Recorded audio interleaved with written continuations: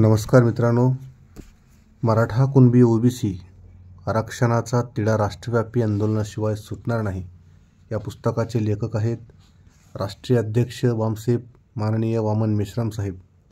यातील अतिशय महत्त्वाचा भाग वाचून दाखवणार आहे. 340व्या कलमाची कर्मकहाणी. कलम क्रमांक 341 नुसार एससींना 15% प्रतिनिधित्व दिले. कलम क्रमांक 342 नुसार एसटीना 7.5% प्रतिनिधित्व दिले व कलम क्रमांक 340 नुसार ओबीसींना 52% प्रतिनिधित्व देण्याचा प्रयत्न केला. तेव्हा काँग्रेसने हे ओबीसी कोण आहेत, कोठून आणले असा प्रश्न सरदार पटेल स्वतः ओबीसी असून सुद्धा यांच्यामार्फत विचारला.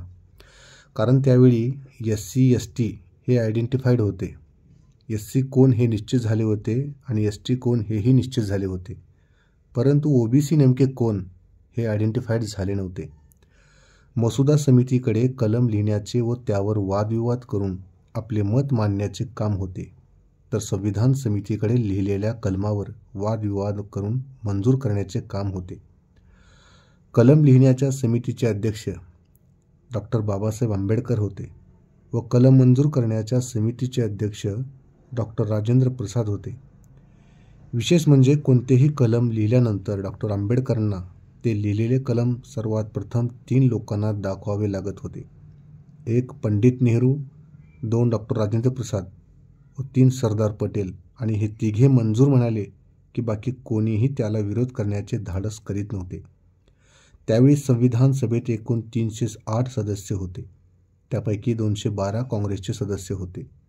याचा अर्थ काँग्रेसचे पूर्ण बहुमत होते. म्हणून वरील 3 लोकांनी कोणत्याही कलमाला मंजुरी दिल्यानंतर बाकी कोणीही ढवळाढवळ करीत नव्हते. 340 हे कलम 341 आणि 342 अर्थात एससी आणि एसटीच्या अगोदर आहे हे लक्षात घेतले पाहिजे. कारण बाबासाहेब आंबेडकरांनी एससी आणि एसटीच्या अगोदर ओबीसीची व्यवस्था केलेली होती. याचा अर्थ डॉक्टर आंबेडकरांनी आपल्या अगोदर कुळवाडी भूषण बहुजन प्रतिपालक छत्रपती शिवाजी महाराजांच्या लोकांची, राजश्री छत्रपती शाहू महाराजांच्या लोकांची, राष्ट्रपिता ज्योतिराव फुलेंच्या लोकांची, राजमाता अहिल्याबाई होळकरांच्या लोकांची, राष्ट्रसंत गाडगेबाबांच्या लोकांची, कर्मवीर भाऊराव पाटलांच्या लोकांची व कर्मवीर मामासाहेब जगदाळ्यांच्या लोकांची आणि क्रांतिसिंह नाना पाटलांच्या लोकांची व्यवस्था केलेली होती. नंतर एससी आणि एसटीची व्यवस्था केली. परंतु ही एससी आणि एसटी आणि ओबीसींना माहीत नाही, कारण संविधान ह्यांनी पाहिलेच नाही. संविधान वाचणे वेगळे आणि समजून त्याहून वेगळे.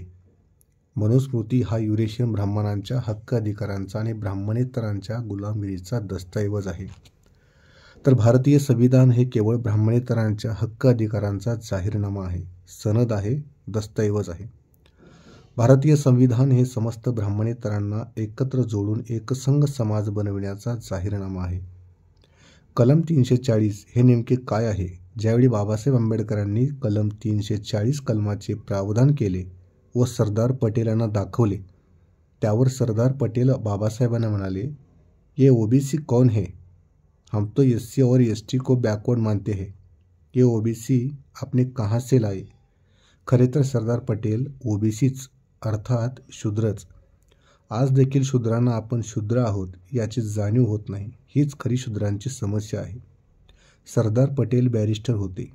डॉक्टर आंबेडकर देखील बॅरिस्टर होते. डॉक्टर आंबेडकरांच्या लक्षात आले की सरदार पटेलांचा ओबीसीला विरोध हा केवळ सरदार पटेलांचा नसून तो काँग्रेस आणि गांधी व नेहरू तसेच डॉक्टर राजेंद्र प्रसादांचा आहे.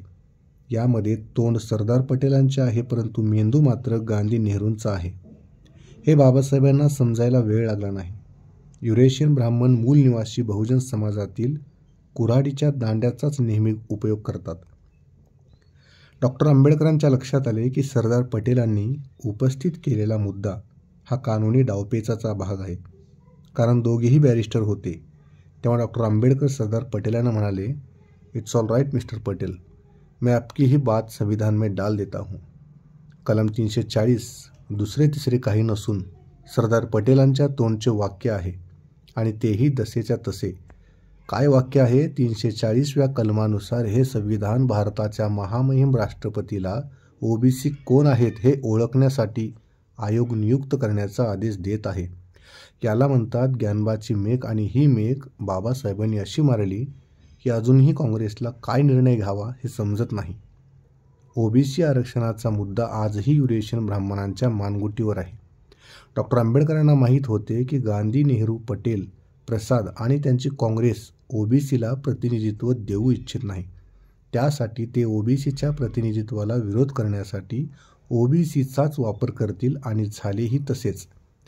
340व्या कलमानुसार महामहिम राष्ट्रपती डॉक्टर राजेंद्र प्रसाद यांनी ओबीसी कोण आहेत हे ओळखण्यासाठी आयोग नेमला नाही.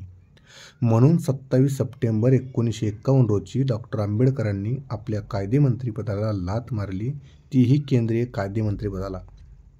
ओबीसीसाठी कायदेमंत्रीपदाला लाथ मारणारी भारतातील पहिली आणि शेवटची व्यक्ती म्हणजे विश्वरत्न महामानव बाबासाहेब डॉक्टर भीमराव आंबेडकर होय. आज लाथा घाला मात्र आम्हाला मंत्री करा म्हणण्याची संख्या काय कमी आहे का? आणि म्हणजे तरी देखील त्यांना कोणी मंत्री करीत नाही. डॉक्टर आंबेडकरांना त्यांचा राजीनामा पंडित नेहरूंनी संसदेत वाचू दिला नाही. शेवटी दिनांक 10 ऑक्टोबर 1951ला डॉक्टर आंबेडकरांनी तो राजीनामा संसदेच्या बाहेर प्रसारमाध्यमांपुढे वाचून दाखवला. जर संसदेत राजीनामा वाचला असता तर भविष्यात ओबीसींना कळाले असते की आंबेडकरांनी आमच्यासाठी म्हणजे ओबीसीसाठी कायदेमंत्रीपदासाठी लाथ मारली होती. असे होऊ नये, अर्थात ओबीसींनी डॉक्टर आंबेडकरांचे नेतृत्व स्वीकारू नये म्हणून नेहरूंनी अशी चाल खेळली होती. डॉक्टर आंबेडकरांनी आपल्या कायदेमंत्रीपदाचा राजीनामा 4 प्रमुख कारणांसाठी दिला. नेहरू त्यांना नियोजन खात्याचे उपाध्यक्ष दिले नाही. 2. 340 कलमानुसार ओबीसीसाठी आयोग नियुक्त केले नाही. 3. नेहरूचे परराष्ट्रीय धोरण हे चुकीचे होते. आणि 4. हिंदू कोड बिलसाठी. धन्यवाद.